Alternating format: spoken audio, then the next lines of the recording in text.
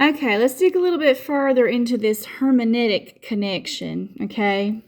Anybody recognize this? As above, so below. Who says that? Well, witches do. The 7 principles, these are laws that govern the universe, including correspondence, how things mirror each other, and vibration. Geometry as language. Hermeneuticists see geometry as the visual blueprint of these spiritual laws. The 64-star tetrahedron on your shirt, on Steve's shirt, is a perfect example of this, as it represents the balance and unity taught in the hermeneutic philosophy. And this goes into alchemy, which uses geometry symbols to describe the process of personal and spiritual transmutation. Science and spirit, it bridges the gap between science and spirituality, suggesting that math and art are both ways to understand the divine mind. I mean, come on. Y'all know what that as above, so below stuff means, right? Here, let me just look it up for you, because some of you are not going to believe me, okay? That is witchcraft, okay? As above, so below. Witchcraft. Slogan. Info. As above, so below is foundational occult axiom from the hermeneutic Emerald Tablet. Guess that's one of their gurus, signifying that the macrocosm is mirrored in the macrocosm is mirrored in the microcosm.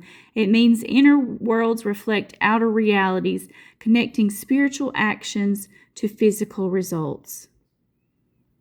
Witches use this principle to connect their inner workings, rituals, and thoughts to outer manifestations or physical changes. So this little thing here that Mr. Campanelli has on his shirt is tied to paganism and witchcraft. So you gonna believe that guy that's calling me a witch when he's got the witch symbols on his little shirt here, Mr. Steve? You forgot to take that shirt off. You were supposed to be a Christian influencer on this channel on this day, right?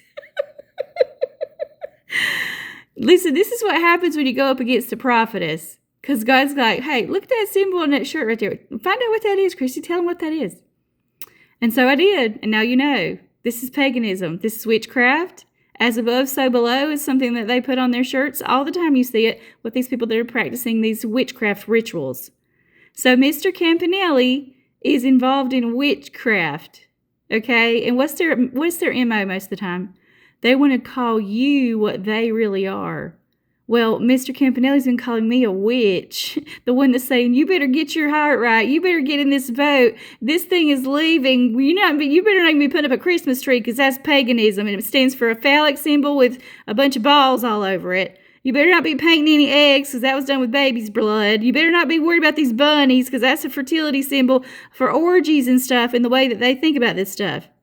So who's the one that's really promoting the witchcraft?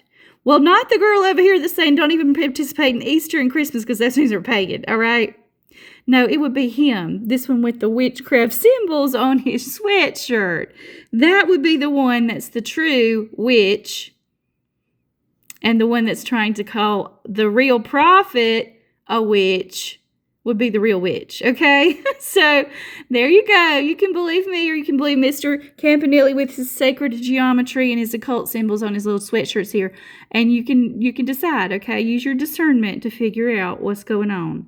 Remember, I'm in the prophet role. I'm supposed to be mocking these proud mockers for God, Proverbs 3:34. Malachi 4:5-6, Elijah's going to return and he's going to be mocking some of these people and calling them out and confronting them for what they really are.